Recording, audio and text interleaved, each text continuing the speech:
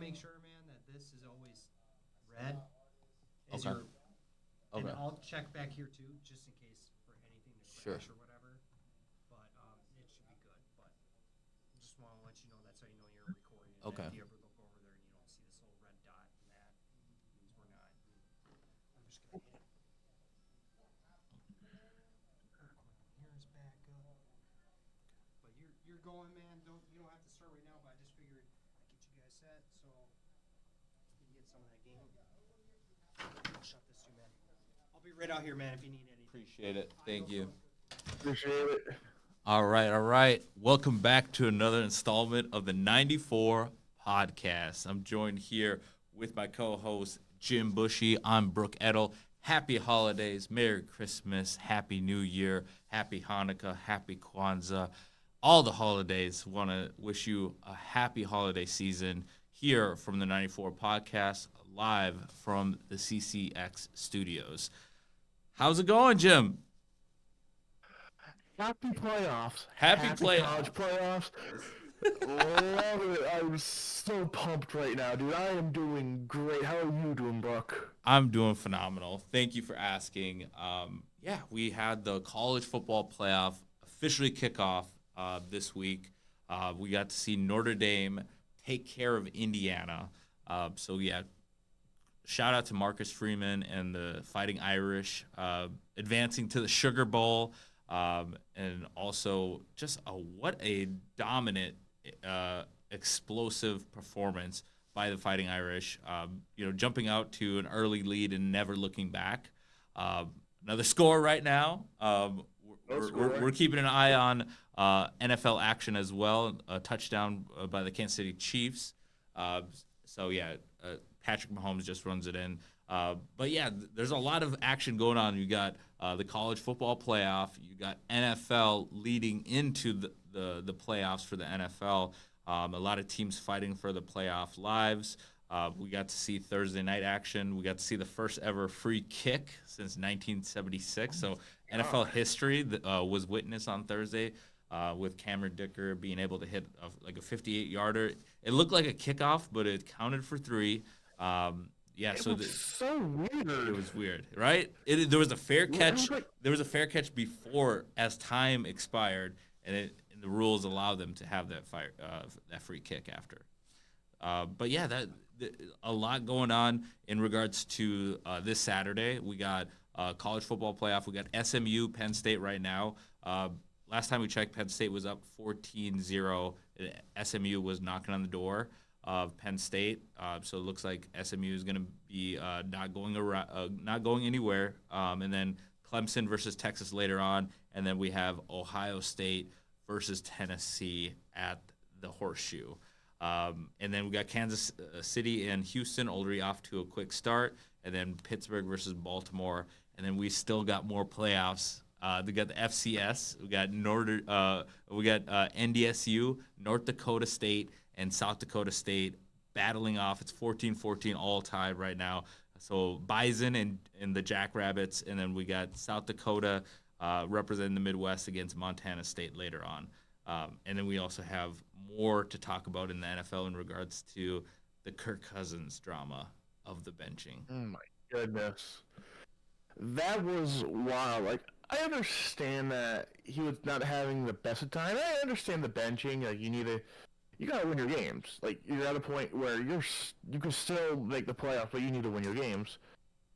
Okay, that's understandable, but what is going on with?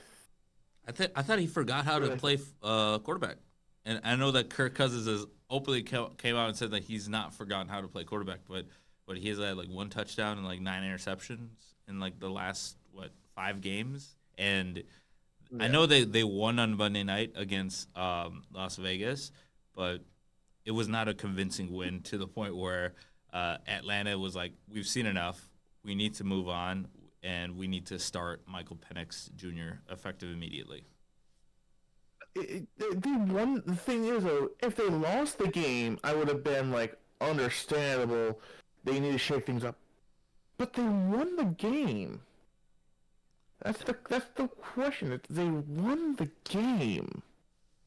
again, I know they won the game, but I feel like they've seen maybe some issues with his mechanics where he was not able to drive off the ball like they would like to see.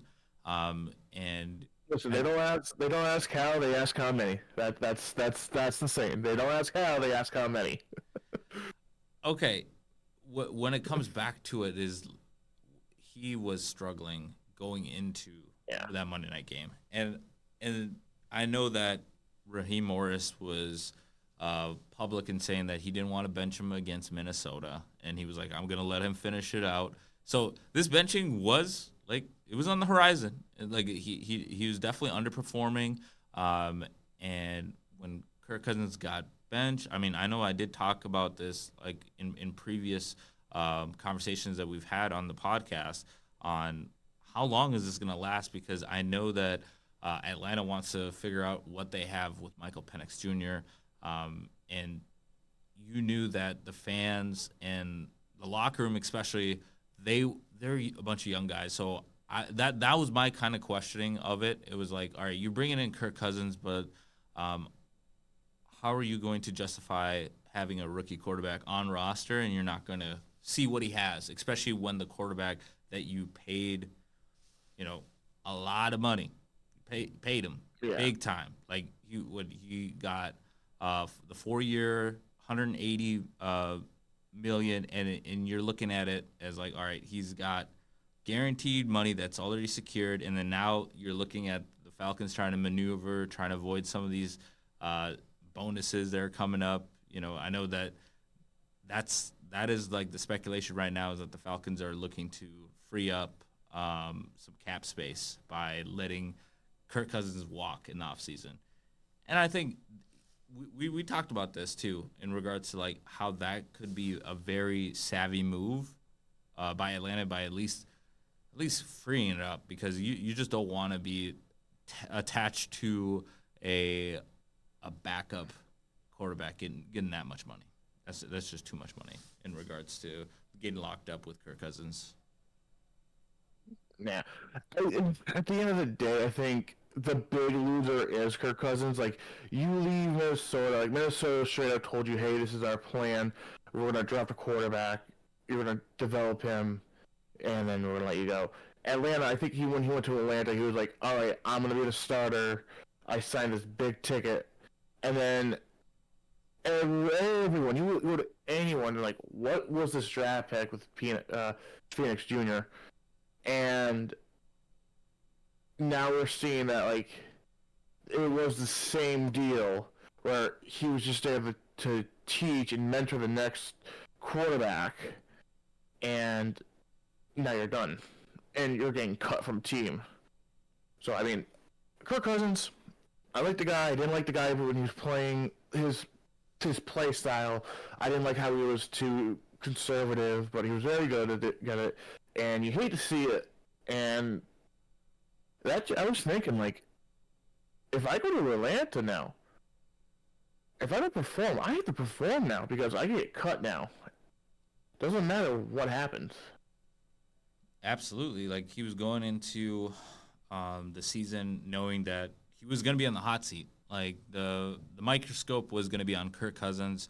He signed a 4-year, $180 million contract. The 2024 cap hit is $25 million. And you realize, all right, I did break the bank here with this contract, but, well, we got to produce. We got to actually show up and actually start winning year one. There's no, okay, let's feel it out. Let's have 1 year together to kind of gel, and then let's go after it in year two. This was a win now for Atlanta, and especially with all the signings that they made in the offseason, adding to the defensive line, signing Justin Simmons. Atlanta was getting geared up to go after a Super Bowl run, because knowing Atlanta and the owner, Arthur Blank, and how close he was to his first Super Bowl back when the Falcons had Matt Ryan, Dan Quinn, Kyle Shanahan as offensive coordinator, that he is not going to settle for a quarterback to just get him to like 500 and then, lose the wild card first game or not even make the playoffs. Because I think that's what the Falcons were trending. If they kept Kirk Cousins, I feel like I know they're playing the Giants, so it is kind of a cushy start for Michael Penix Jr. Coming into this week.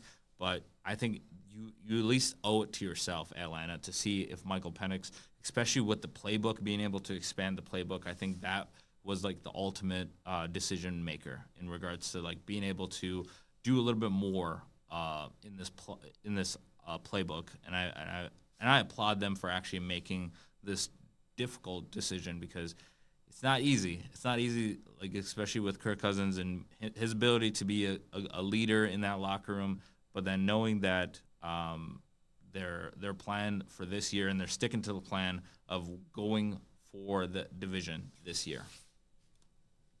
And it's within grasp. I mean, Tampa Bay is not running away from anybody, and no. you still got 3 games to decide it. Definitely. So that's gonna be fun to watch coming down the stretch. I mean, Saints, you can count them out. Carolina, you can count them out. I know we got to stop talking good about Bryce Young because we were showering him with praise. And he just completely fell apart last week. I don't know what happened against the Cowboys. He just he was making those mistakes where he wasn't really protecting the football. And I don't know, Dallas is kind of like their defense kind of woke up in regards to saying like, hey, the Panthers were actually favored in going to that game, and I feel like that was some bulletin board material for them. I'm sure they got geared up, and then Micah Parsons and company.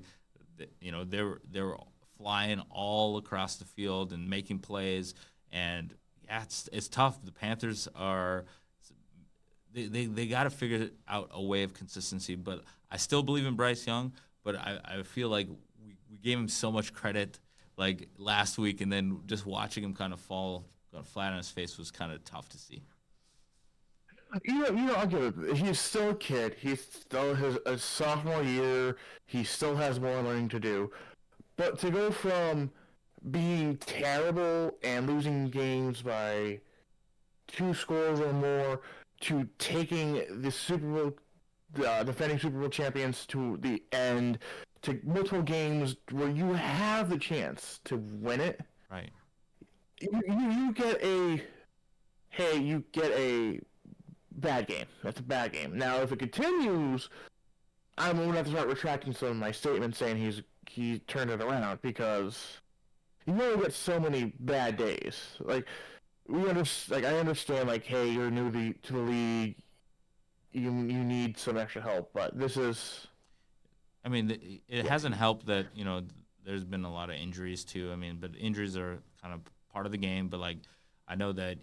He has had Jonathan Brooks go down and Miles Sanders. But yeah, they need to definitely help out Bryce Young. But like again, like I know it's one bad game, but he has been playing very competitive and he's been a good leader in regards to being in the locker room, being in the huddle. So again, still, I think the outlook on Bryce Young is still bright. He faces off in Tampa Bay against Baker Mayfield, another young quarterback that had early struggles in his career. So I think Bryce Young will be just fine. Just a bad game. We're not going to overreact. But yeah, go ahead. You can't overreact. Just give him. We've got to give him some more time. If it doesn't improve, then we're gonna have to start giving him flack for everything. Right. Absolutely. Or exactly. There's only he's actually playing the Cardinals. Excuse me, that's my mistake. They're playing the Cardinals this week. But yeah, it gives you another opportunity this week to prove it on the field. And I really like what Dave Canales has been able to do in regards to. That's who I was thinking because he worked with Baker Mayfield. And then now he's working with Bryce Young in being able to build that confidence in regards to the quarterback and what he did in regards to benching Bryce Young early on in the season and just saying like, hey, you haven't hit the benchmarks for you to be a game day starter. And then when he was able to show that, and then he was able to reclaim the starting position from Andy Dalton, and then we saw it change Bryce Young. So I'm expecting to see the much more of the same, playing those tough, close games with the Panthers. And the Panthers receivers are young too. So Xavier Legette, I think they also have Coker. So they have a couple of rookies surrounding him. So everybody's on the same learning curve right now in regards to learning the offense. But yeah, the NFC South is going to be interesting to watch for the coming years. Giants, Falcons, we talked about. That's going to be Michael Penix Jr.'s first game. The Falcons are going to be actually 9-point favorites in that game. And is there going to be another plane that's going to be flown over Atlanta? I mean, like, is this going to be traveling? Because I know the last 2 games at the Meadowlands, there were some planes that were being flown over addressing the Giants owner. Oh my goodness! I feel so bad for. No, I don't feel bad. Never mind. Screw that. Screw the Giants. Screw the Jets. I don't like those teams at all. Thank you. Screw them. We don't feel bad for my them. ass. Yeah, we don't feel bad for them. Well, I feel bad for them. No. We got Daniel Jones because of them. Thank you. Yeah. Coming from Connecticut, my AFC team is the Patriots. Okay. Your The AFC Giants. Patriots. Giants are terrible. Jets are terrible. I mean, screw those They're a teams. rival. I mean, Right. They're East Coast Yeah. rival. Right. Absolutely. yeah. But no, I don't feel bad that they're suffering. I don't feel bad at all. They can continue to suffer for years on end. The Giants got lucky with 2 Super Bowls.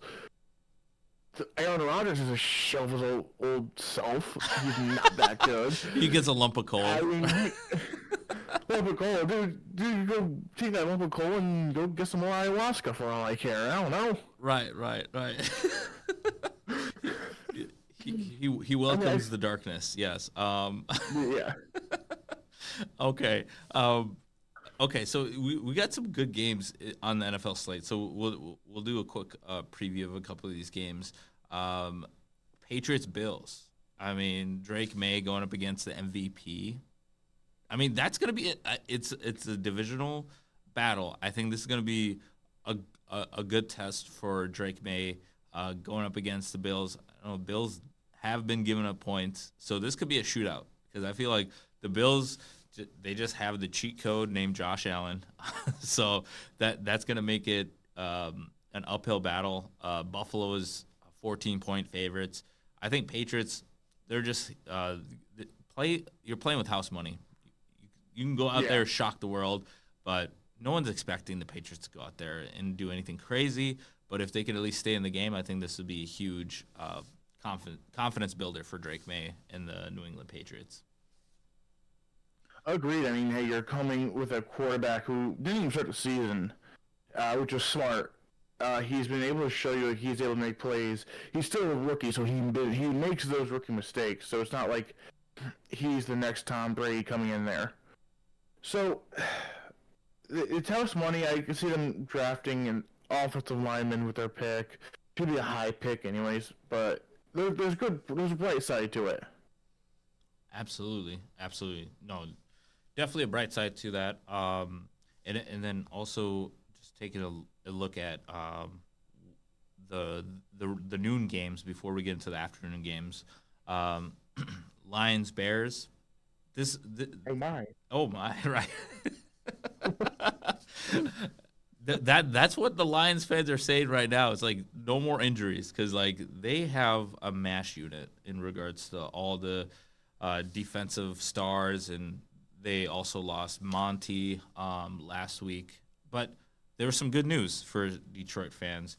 It may not be season-ending, so he did avoid season-ending injury surgery for that MCL. So he could be getting prepared for the playoffs and making his return then. Because it does look very difficult for the Lions, especially with how powerful their 1-2 punch was with Jahmyr Gibbs and David Montgomery, with Sonic and Knuckles combination there. And I feel like Jared Goff is still going to be able to lead them past the Bears. So we're not hitting the panic button for the Detroit Lions by any means. No. But we saw Caleb Williams on Monday night. Still a lot of growth to see from him, but I think he's going to be fine as long as they keep him in a system that he can get comfortable with. The one thing that if I was a Bears fan, I would be fearing for is you hire a brand new coach that takes away his offensive play caller, and then that basically you're starting back to square one at that point, and that could definitely be a detriment to his development. But yeah, Lions Bears, I think it's going to be a close game, but again, I don't see the Lions dropping this game. Huge game for the Lions, especially now that they're at 12-2 in the middle of the NFC conference race and also the NFC North race. Oh yeah, no, they're not gonna lose, and it's not gonna be close. Like you said, Caleb Williams, if you got a new coach, take away the play caller, he needs to get comfortable.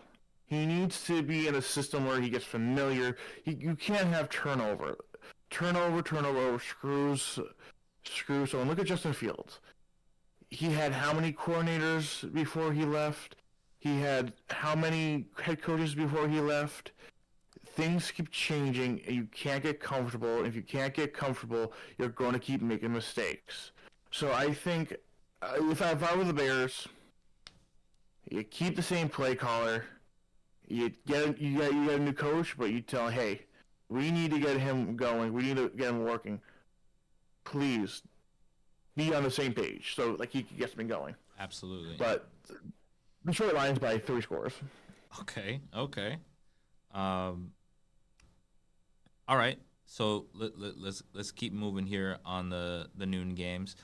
We got Eagles Commanders. So this is going to be a better matchup. This is going to be against the Eagles, who are, I think they're on a 10-game winning streak. The first time that they've actually had a 10-game winning streak in their franchise history, which is kind of surprising, but they are they're breaking records. So they're going to be in DC against the Commanders, and the Commanders are holding on to that last final spot. I don't know, like there's some teams that are trying to sneak in there.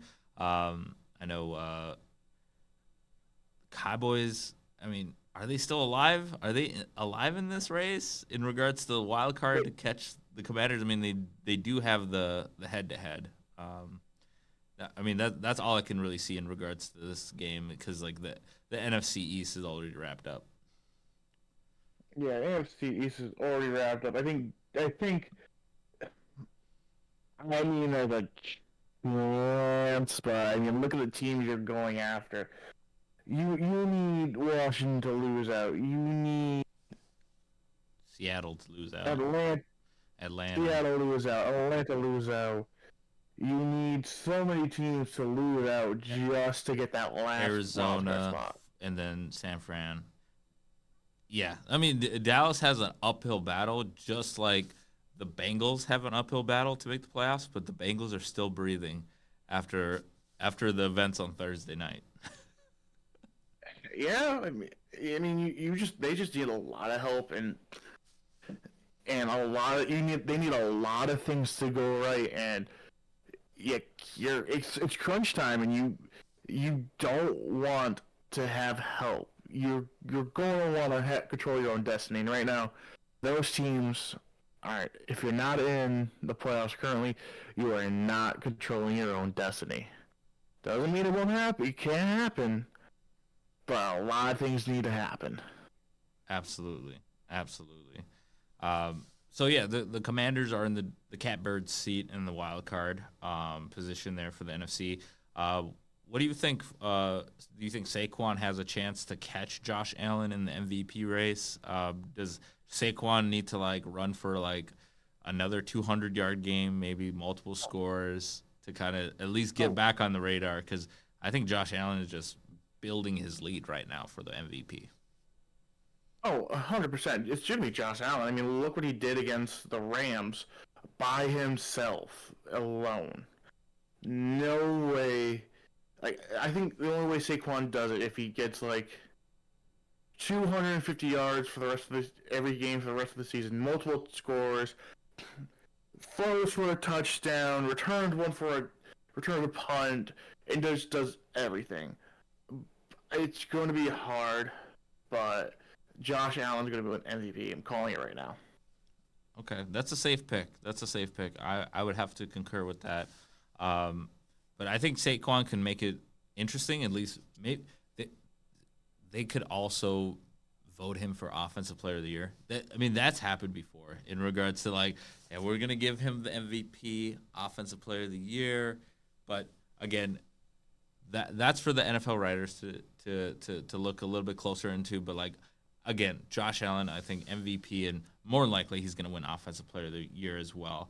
But all right, let's take a look at these Rams. You just mentioned the Rams. They're going to be going into the Meadowlands, another dumpster fire in the New York Jets.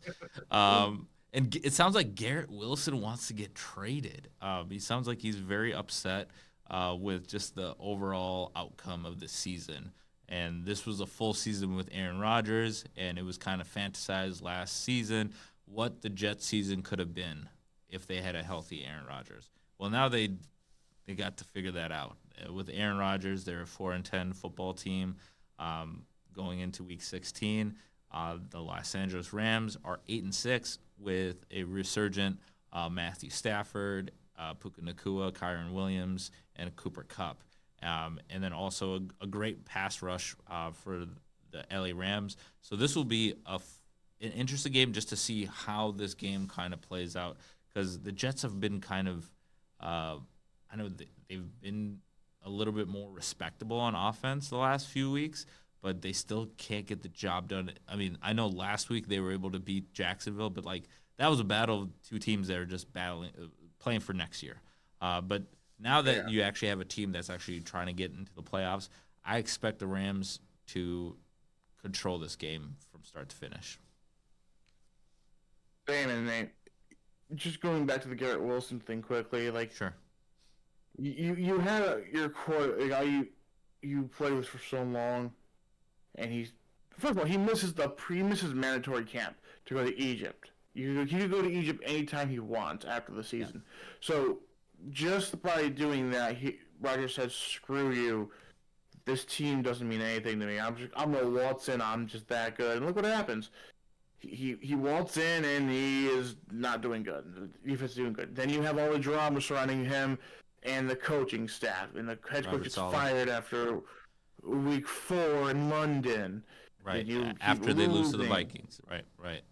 Yeah, it's. And then you get Devontae Adams. What's his name? Devontae Adams from the Raiders, and that doesn't change anything. So you're looking at this, and it's not like it's a Favre thing where Favre came in and he played outstanding. Absolutely. And he like did good for you guys. This guy came in, he doesn't care. He's probably more focused on everything else.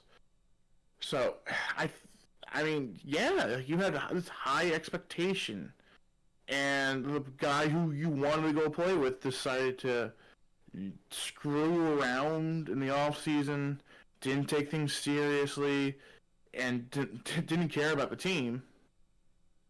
Yeah, I'm not surprised they're 4-10 right now. I'm not surprised. No surprise here either. Yeah, they're 4-10, and it's a kind of surprise that the only thing I'm surprised is that they're not in the basement of the AFC East, but that might change after this week, or after maybe I think the end of the season we might see the Jets actually bottom out and be the last team in the AFC East. But what we've been able to see with the Jets is just a lack of discipline, and players are they're taking on maybe the identity of Aaron Rodgers, where they're not taking accountability. I think Jeff Ulbrich, their interim head coach, actually had them take like an actual form of tackling. Like he was doing a presentation on like proper tackling because they had all these missed tackles. And then Sauce Gardner comes out into the media and says like, "Well, I don't think we need to relearn how to tackle." I'm like, I think you do, especially if you have all those missed tackles. Like the the tape doesn't lie. If you guys are not showing up on Sunday, you guys are not making the plays. You guys have to own up to that. But yeah, like the Jets are a dumpster fire. We'll keep moving on. But like, yeah, I hope that Garrett Wilson is able to get his way out of New York because he's such a great player that I feel like he's being held back by the Jets organization at this point. Yeah.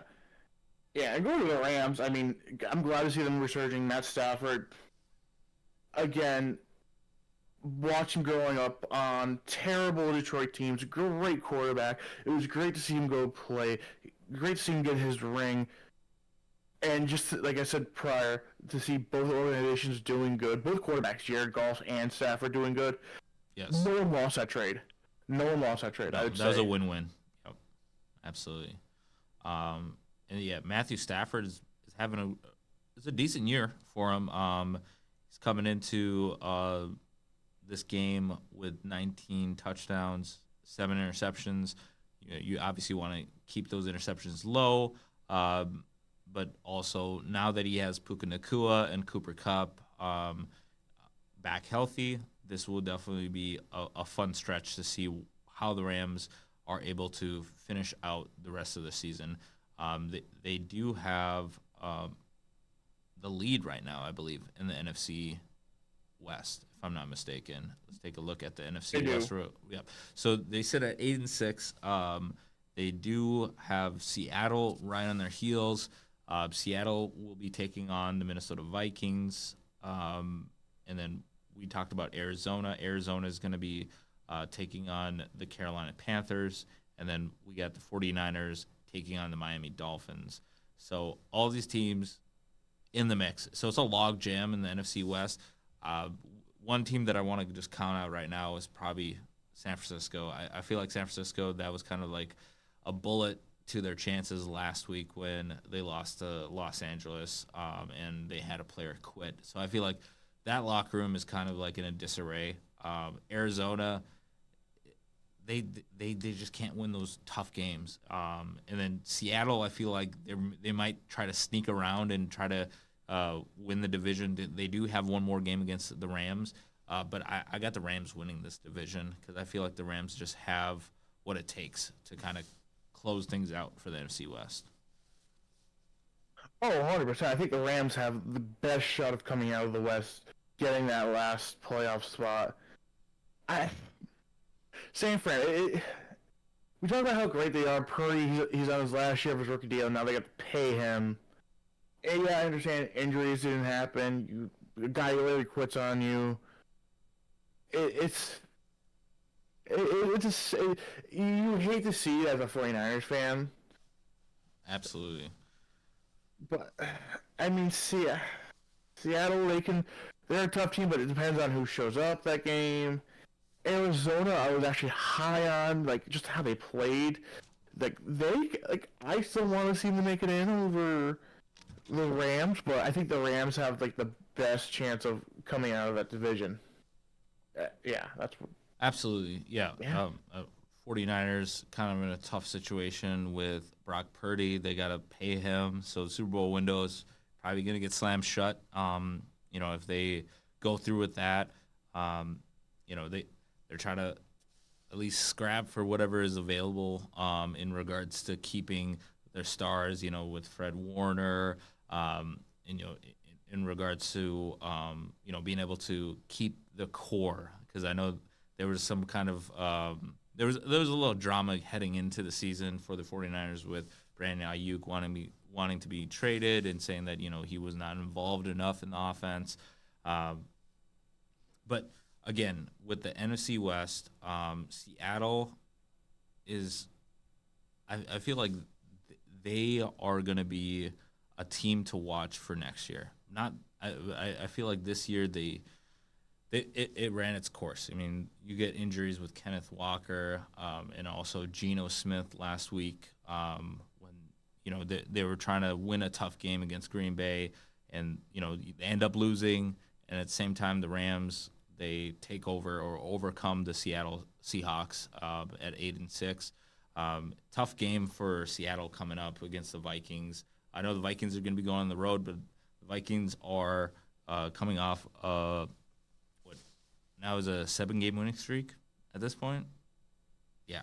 At this point, yeah. Yeah. So, and the Vikings know what's in front of them. They win out. They have an opportunity to win the division and also secure the number 1 seed. So, Minnesota is going to give Seattle its best shot. I don't know who's going to be starting for Seattle. Is he questionable for Geno Smith for this game? I'm not sure. I think he might be. I'm looking at the injury report here. He was not listed, so he might be starting because I don't see him on the injury report for Seattle. But I heard that he was questionable, but I know he's going to give it his best to at least start because Sam Howell looked awful on Sunday night. If you caught a little bit of that game. Yeah, no, I think the best chance of making playoffs is with Geno Smith, so it's just a wait and see at this point. I mean, you don't want to see anyone hurt, but yeah, it's at a point now where it's, do you want playoffs enough, and do you play through an injury? But if you do that, you're risking an RG3 moment where you can hurt yourself even worse and have to retire. Very true. You gotta wait. Yeah. So we gotta weigh over the pros and cons there. Exactly. Yeah, you got to protect the player from the player. And with the Vikings, we got Sam Darnold going into this game with an opportunity to tie Kevin O'Connell's season high for wins. So 12-2 right now. The most wins that Kevin O'Connell has ever had in a season with the Vikings is 13. So they would be able to eclipse that. They would at least tie that for this game.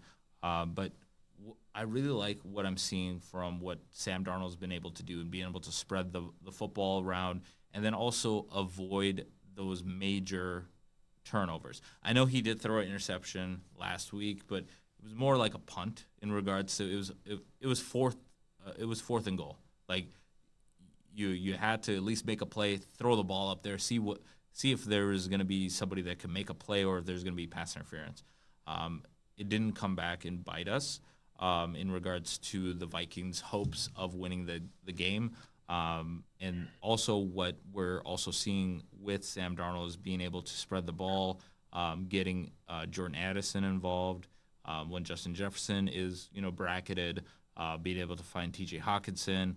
And I really like the rhythm that I'm seeing with this offense, especially with Aaron Jones being mixed in, especially in the red zone. I think this past week that's the best that he's looked since like the early part of the season.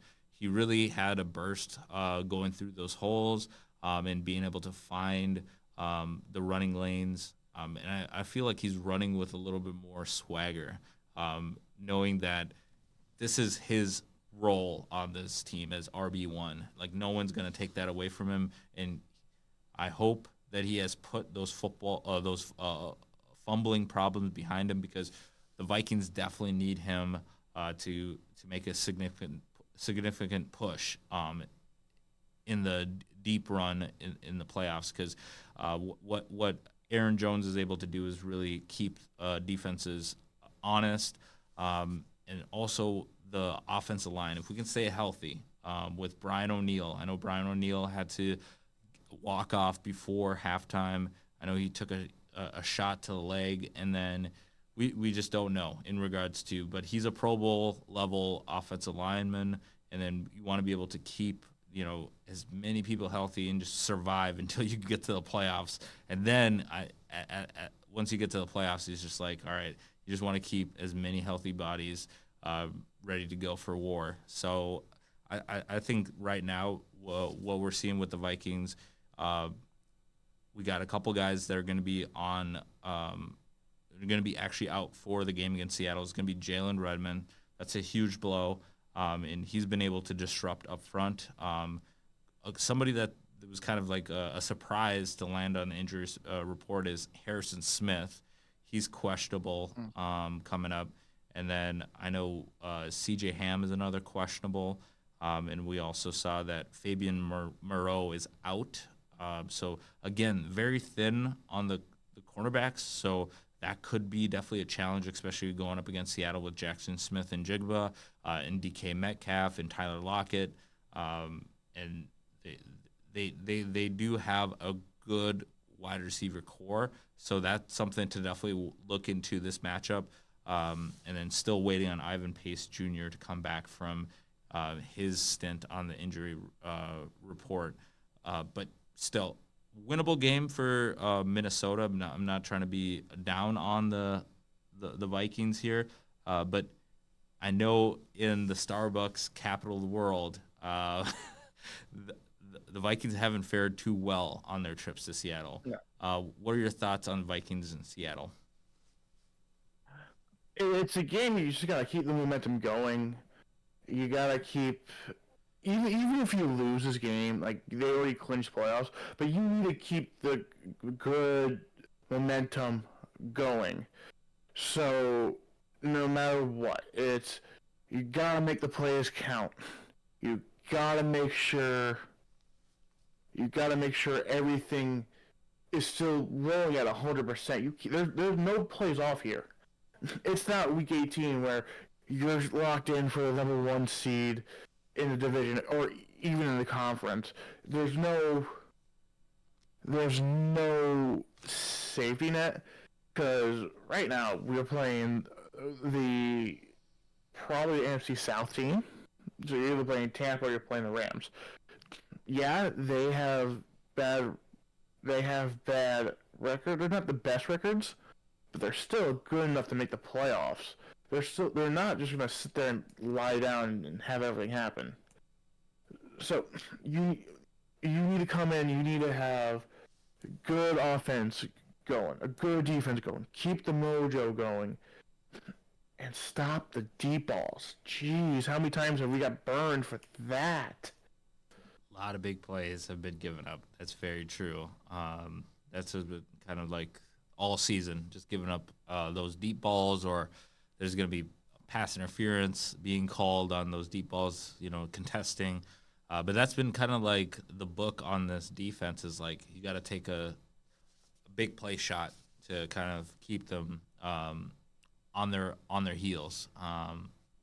Yeah, and I know Seattle is going to be trying to look for those big punches early to get the crowd, to get the 12th man involved in this game. And yeah, Vikings have clinched. Congrats to the Minnesota Vikings being able to clinch last week. Thanks to the Green Bay Packers. Wild card. Yeah. We don't want wild card. We don't want wild card, but I'm just saying we got to acknowledge we made the playoffs. But exactly, we're not done. We're not done. And that's the mindset that Kevin O'Connell has instilled into this team. Is sitting at 12-2. You're the 5th seed right now. Currently, you still got the eyes on the prize of being the number 1 seed and being able to get that extra week of rest. And being able to host, an NFL playoff game. That is the goal for every team. Win your division. That's the number 1 goal to start the season. Yes. And then also be able to host, like, in regards to a divisional round game. Because if you can get that first round seed, and then you're basically you're literally 2 games away from the Super Bowl. And when you think about that, you want the road to go through your hometown. Exactly. You want the road to the Super Bowl to go through you. Exactly. But now the question I have to ask you, Brooke. Yes, Jim. Would you rather have the rest, or are you afraid of the rust versus rest situation? I want the rest. I feel like the rest is definitely. Like I know that you're shaking your head, but I would say get the rest, and make sure that everybody's ready to go. I know it's kind of difficult to kind of like accept that because like we've seen teams that get the number one seed and sometimes they'll get upset or they'll either come up short in the NFC Championship game or AFC Championship game. But we've seen teams that have been able to really capitalize on being able to get that number one seed. I think wasn't it last year? I know Kansas City. They went on. Yeah. Buffalo had the number one seed, but then they still got upset by Kansas City. Right. Yeah.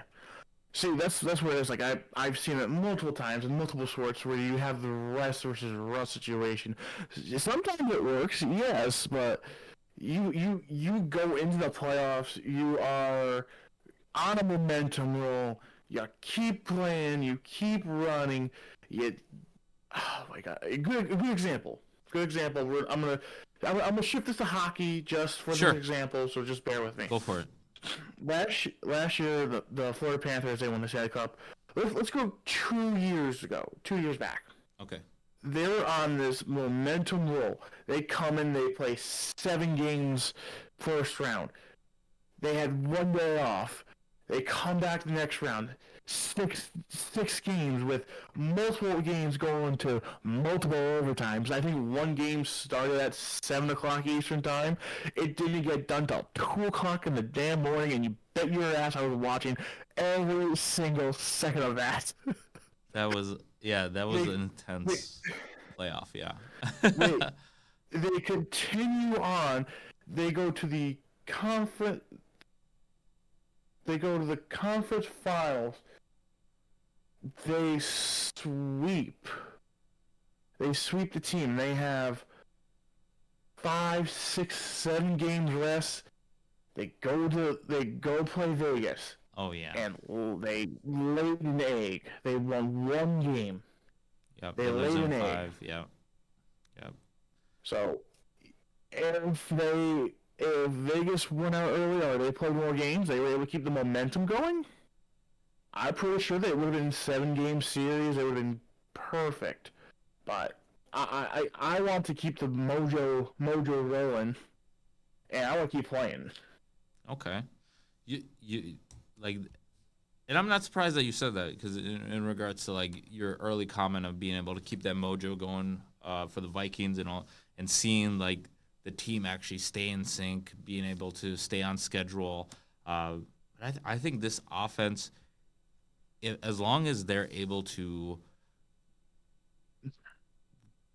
run the ball effectively, and I think that comes with being able to have healthy bodies, and then in that equation, we definitely need some health. We definitely need some health by getting some rest. Because I think the game against Detroit, check me out. The game against Detroit. Yeah. Okay.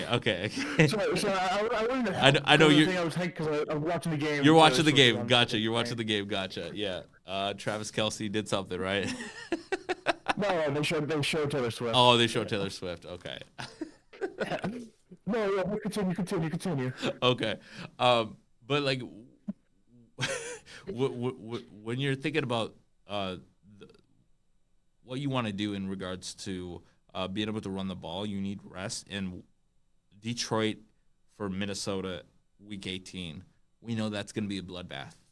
Because if everything's on the line, the NFC North, the number 1 seed, these two teams are going to kill each other. And we know that the Vikings owe it to the Lions because they gave the Vikings their first loss. And then that followed up with a loss to the Los Angeles Rams. So they caused the first losing streak for the Vikings. So I know that Kevin O'Connell, Brian Flores, they have revenge on their mind going into this game. And of course, Dan Campbell is thinking, all right, what can we do here to take the Vikings and knock them down a notch here? Because they're feeling all high and mighty in regards to having Sam Darnold on a career year, and realizing they kind of have our number in regards to like the last few matchups. they did sweep the season series last year, and then now they're looking to sweep the season series this year to end the season. What better way for Detroit to look at this game is like, hey, let's take them out. If we can, again, you got to watch out for Kirby in regards to possibly taking out T.J. Hawkinson, because this would be the game for T.J. Hawkinson to definitely look out, because I know he is definitely going to be on a mission in regards to punishing the Lions. He's a former Detroit Lion, but I'm sure all those bridges have been burned ever since the injury. But I would say like you would need to try to get that rest, and especially knowing that Philadelphia is in the equation of possibly taking the number 1 seed. You want that rest. You don't want to be opening up at Lincoln Financial Field. You don't want to be going Ford Field. It's not that I'm scared of those teams. I would just prefer that the game would be actually at US Bank Stadium. Yeah. So you said the Detroit started their losing streak. Guess what happened the week before that? It was the bye. We had the bye week before that, and then look what happened. We're on a 2-game losing streak. So I'm going all in on We're going to eliminate the bye week? You eliminate the bye week, but look what happened. We had a week of rest, and we barely lost to the Lions in a great game, and then we got screwed over in LA. The face mask heard around the world. Yeah, and then we had to get back against a terrible Colts team with Joe Flacco starting. This is the playoffs. There's no bad team in there. So, if you're able to keep the momentum going, I understand you want everyone healthy, everyone back in, but there's no bad teams to jumpstart another winning streak. Because playoffs, you're done. So, that's why I will die on this hill, especially for football. It's not like hockey where like you could if you take a game off, you could come back, or baseball or basketball, you take a game off, you have another time to come back. No, it's a valid argument. I would just be on the side of like get the rest, be able to make sure that you have that. I think it comes back down to just getting that routine, and I feel like you could still get that routine in practice. It's obviously not going to be the same as like a playoff matchup, but like realizing that you're able to take all those hits off the body for your players, I think that's a win. Like I don't look at that as a negative thing going into a divisional round and then a conference championship game and then a Super Bowl. Like you want as many healthy bodies going into this tournament because it's wide open in regards to the NFC. Like I know right now we're talking about just the teams that could end up number 1, but when I'm looking through 1 through 7, each team can beat each other. Detroit could lose to Washington. Detroit could lose to Green Bay. They've almost lost to Green Bay. Detroit could lose to Minnesota. Detroit could lose to the Rams. Detroit has already lost to the Tampa Bay Buccaneers. And also, Detroit is looking at Philadelphia thinking, I don't want to go to Philadelphia. I think Philadelphia is probably one of the scariest teams, I would say, in regards to if they were to get home field advantage, because I feel like they are one of the toughest places to play. And the fans do play a factor into it, and also the cold weather, because Minnesota, indoor team. Detroit, indoor team. Tampa Bay, hot weather team. L.A., indoor team.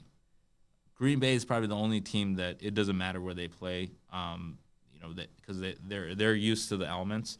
And then Washington, you could also say like they're used to the elements. So out of the 7 teams, 3 of them are all climate teams all the time for their home games. So I think Minnesota is looking at it as hey, let's try to increase our odds by getting that extra week and then also having the playoffs run through US Bank Stadium. But I know we were heavy on that in regards to just like the overall like playoffs. Leave a comment down below and tell us what do you think, Rust versus Rust. Rust versus Rust? Leave a comment. Oh yeah. Leave a comment. Leave a comment below. Is it rest or rust? Like, what are you hoping to see in regards to the playoffs for your team? It doesn't have to be the Vikings. It could be for your team. You could say, "Hey, I'm a Lions fan. Hey, I'm a Packers fan. Hey, I'm an Eagles fan. I want to see rest, or I want to see, no rust." And just saying like, "Hey, I want to play every single playoff game possible." Because hey, I don't know, Jim.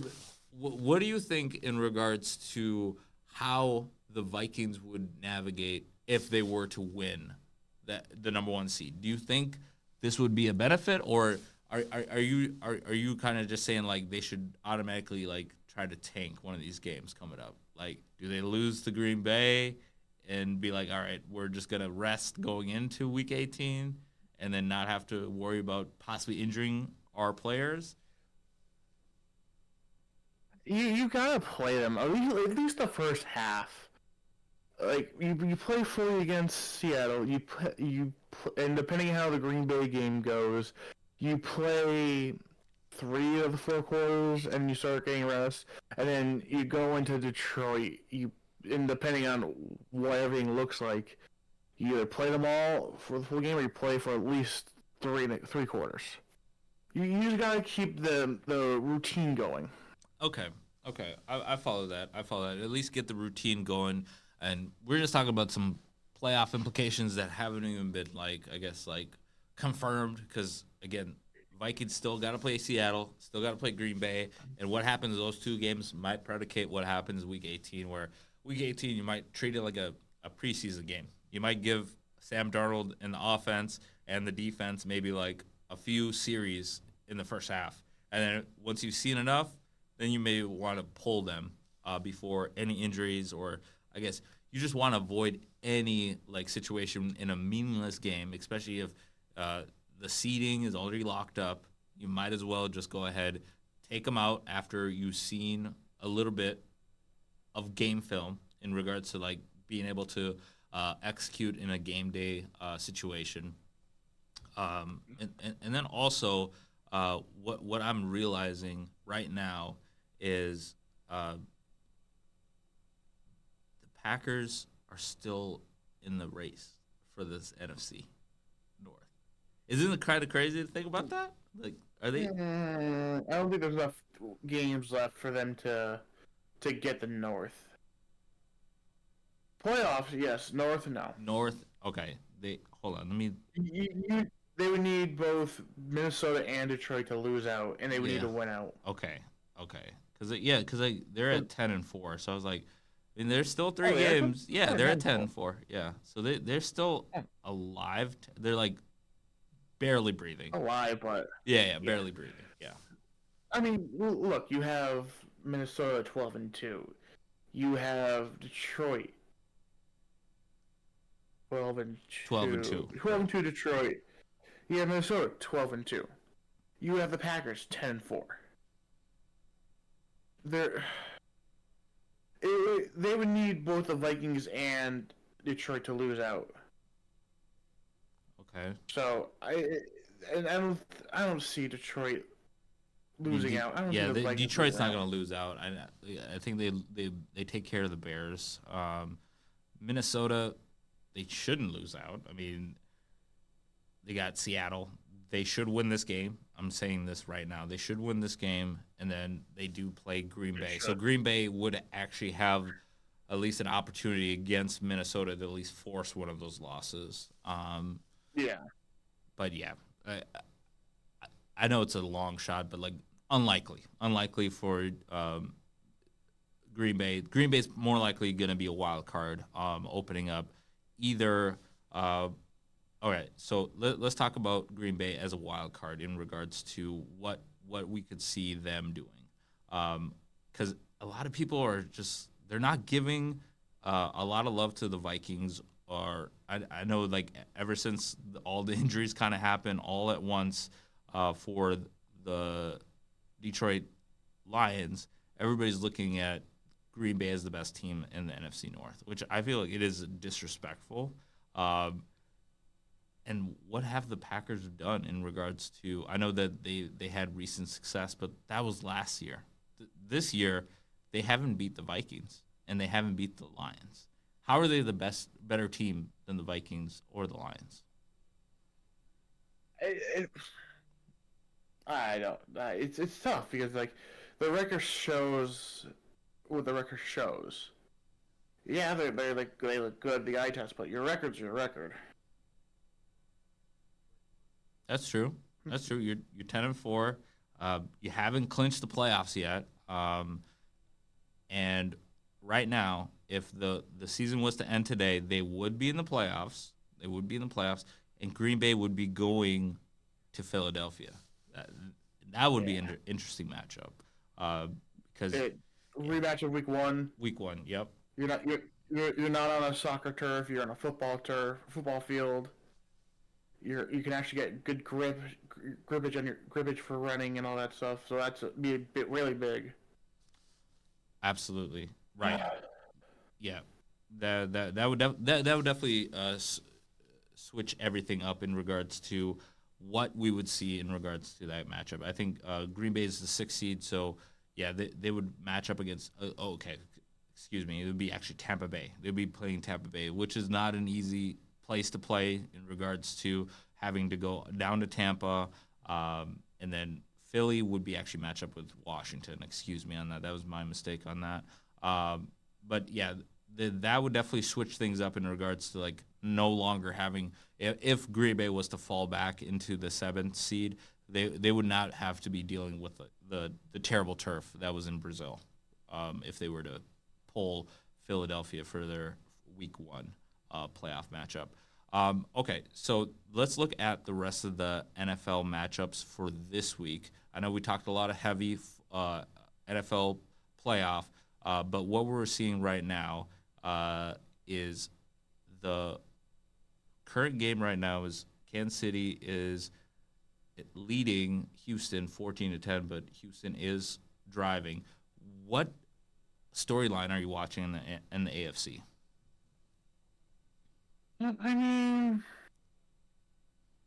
I'm really watching, like, where is the standings? I'm looking at the standings right now. I'm just stupid. I'm looking at, can Denver hold on to that last wild card? Yeah, they're going to hold on to it.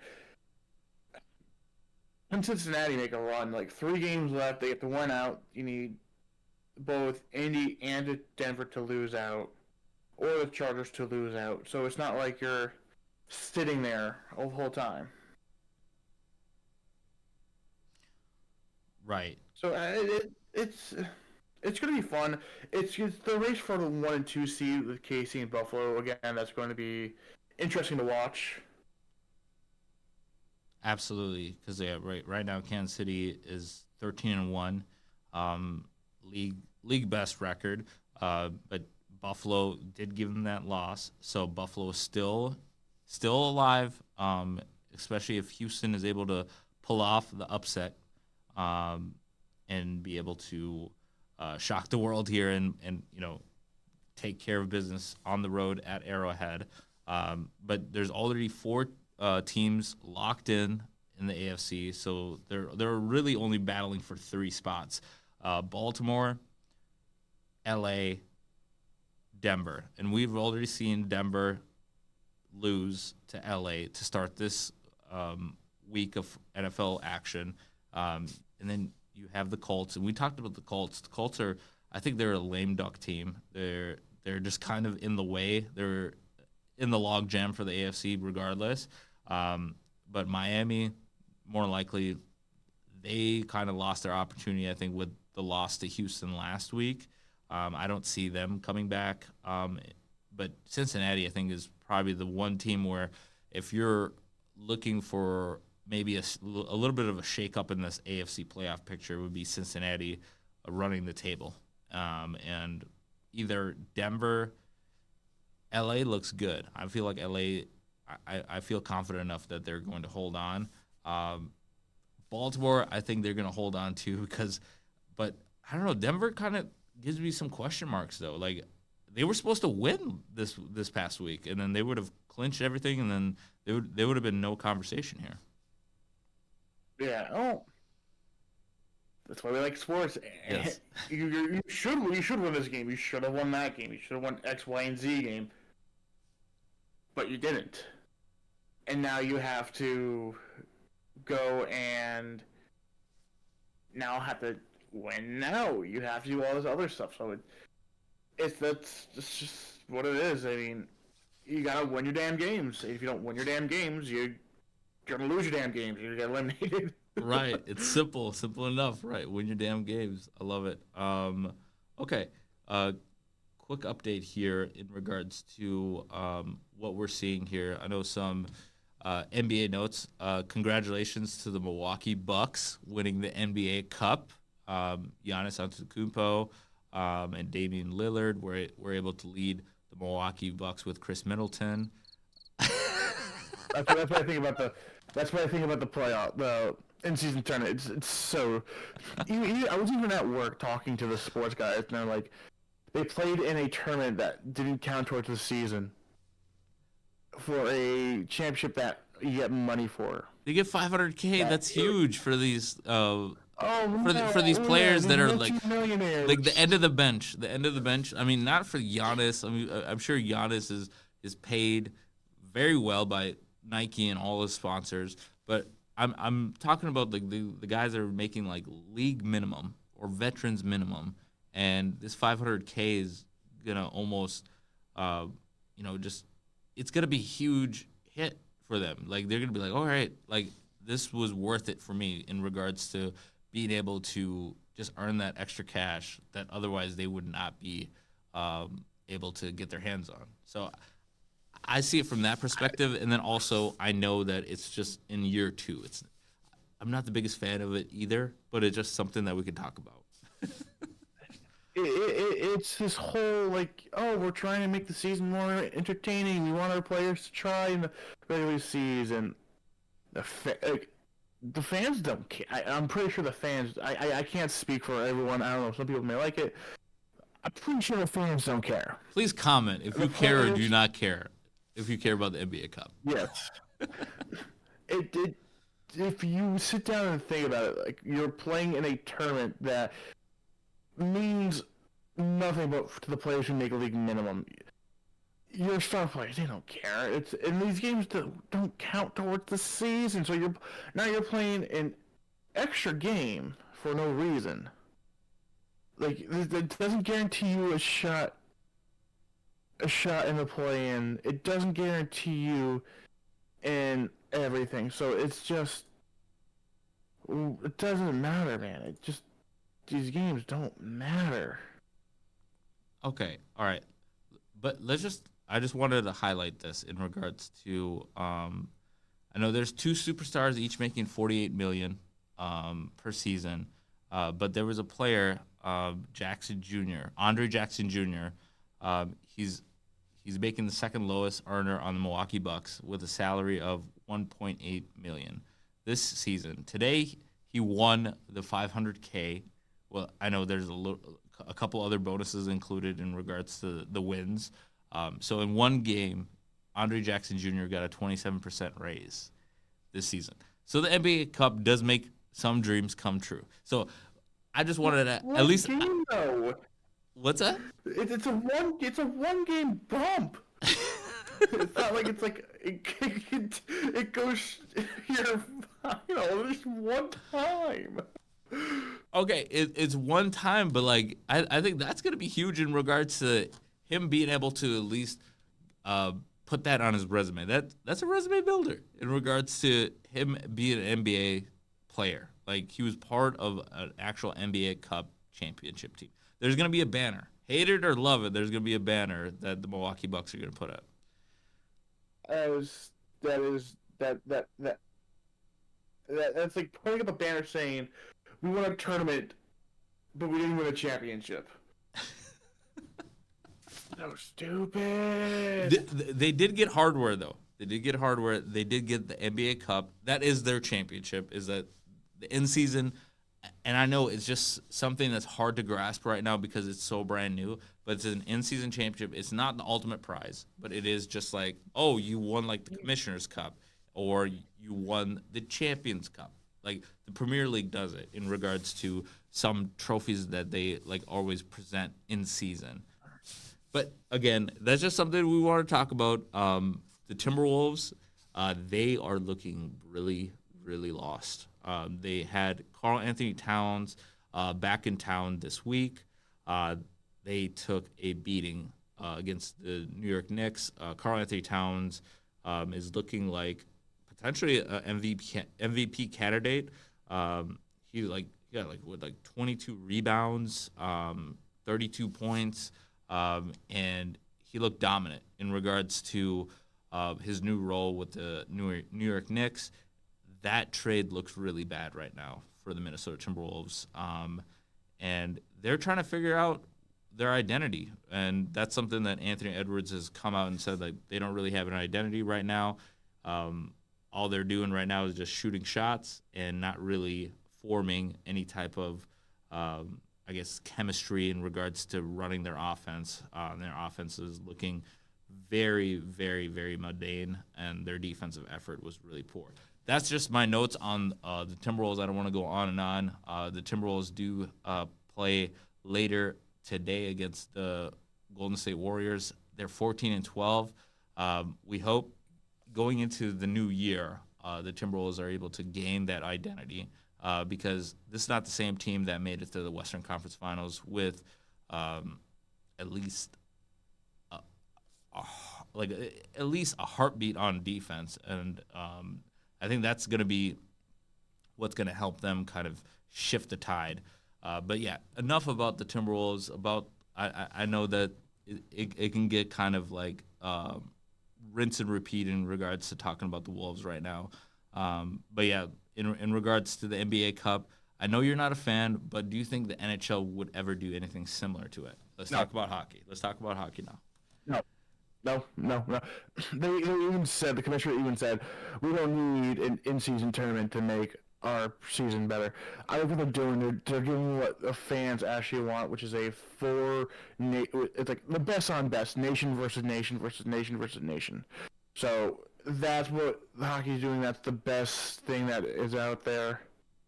So I am glad they're doing that. It just you get the best versus the best. It's like watching the Olympics, but you're watching it not at the Olympics. It's more prideful when you do it for that, you play for your nation, and instead of playing for like an in-season tournament that no one cares about. And they got won the All-Star game, which is actually some people actually love, because the All-Star game no one tries. That's true. That's true. Wow. Yeah, you're gonna get better, more action now because people are gonna try to win for their country. Right. There's just gonna be more. Right. There's gonna be patriotism involved. You're playing for your country, and there's gonna be bragging rights. And it's gonna be every year, correct? Nation versus nation like this. I'm not 100% sure, but I would I think every few years, every 2 years, that doesn't include the Olympics, would be nice. Okay. It's just a nice breakup from the mundane All-Star weekend, right? Okay. The Minnesota Wild. Let's talk about the Minnesota Wild real quick. They just played the defending champs. They're actually coming off of a game against the Utah Hockey Club, which is always interesting to kind of see that come across. But we got beat down by the Florida Panthers, 6-1 for the Minnesota Wild. That was kind of like, okay, all right, a little bit of a eye-opener in regards to the level of play that the Minnesota Wild need to be at in regards to being a champion. And they were able to bounce back, but not able to get the victory against the Utah Hockey Club, or the Utah Utes. And I don't know. They do get a back-to-back, though, so they are going to be facing off against the Winnipeg Jets later tonight. And this will be a huge game, especially with the Jets leading the conference with 47 points. what are your thoughts in regards to the Wild and their overall play so far this season? Have you caught a couple of their games on national television or? I've caught I've caught them, and they play good. And it just it's a season. Everyone knows it's a season. You go ups and downs, up and down. So you gotta catch the high when you get the high. You have to go through the low to get to the low.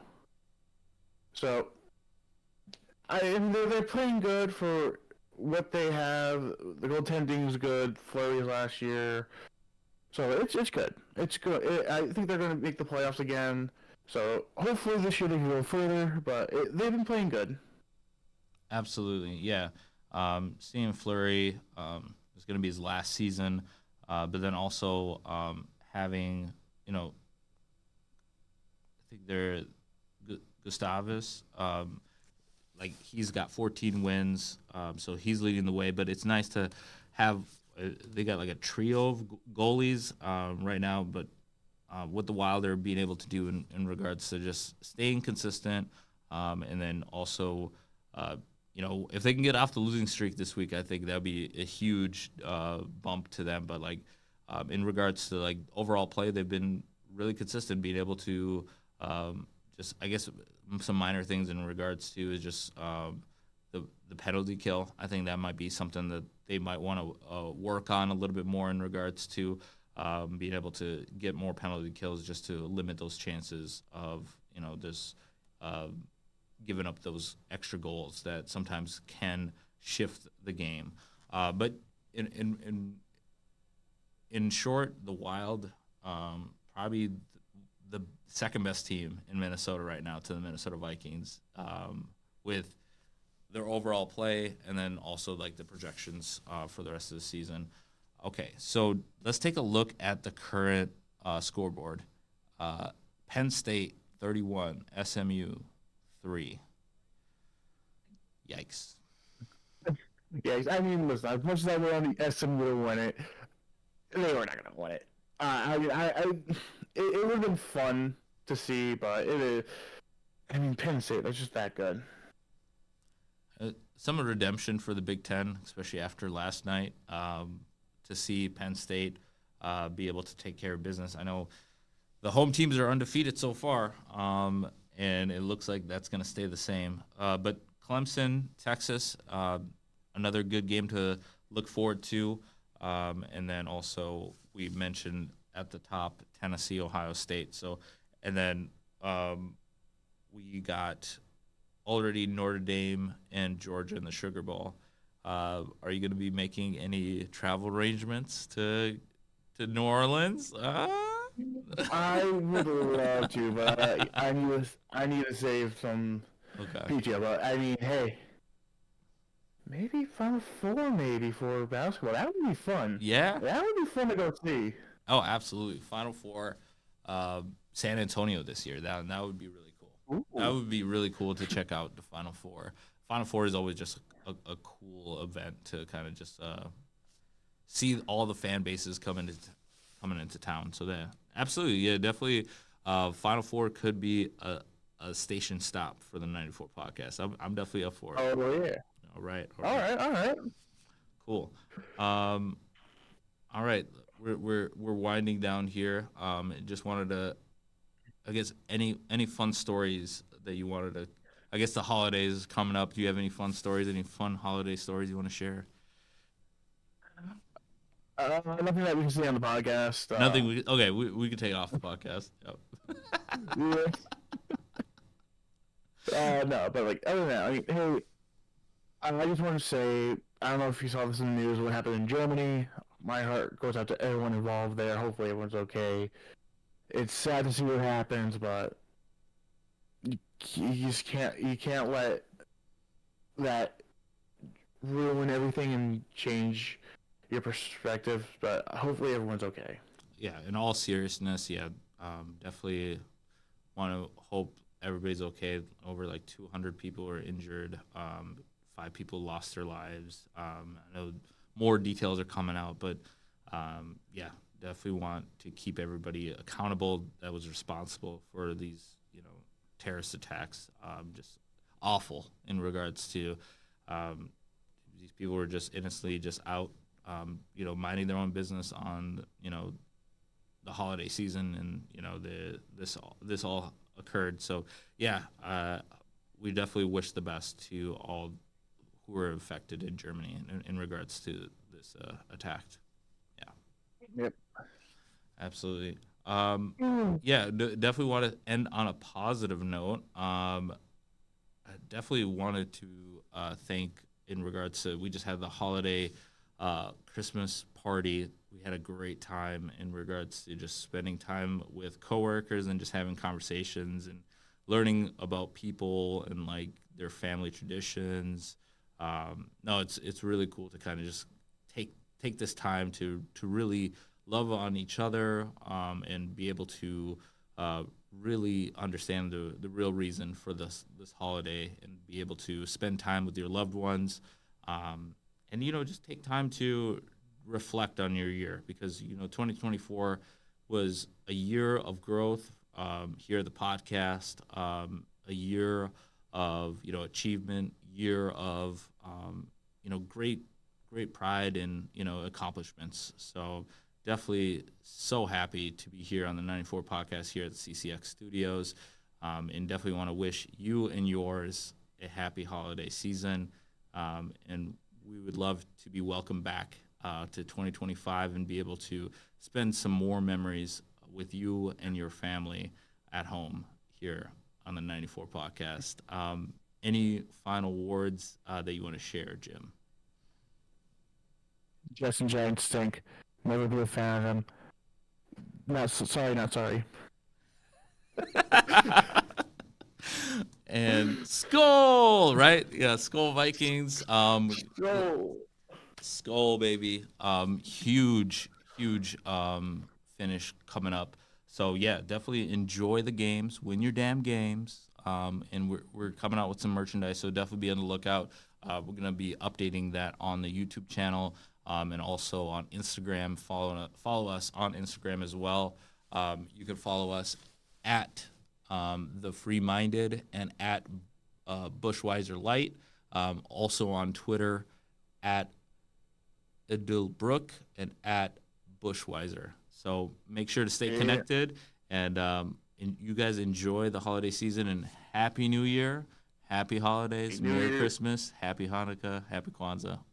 We'll check you guys out. Until next time, we'll see you at the TOP. P. And we're out. Wow.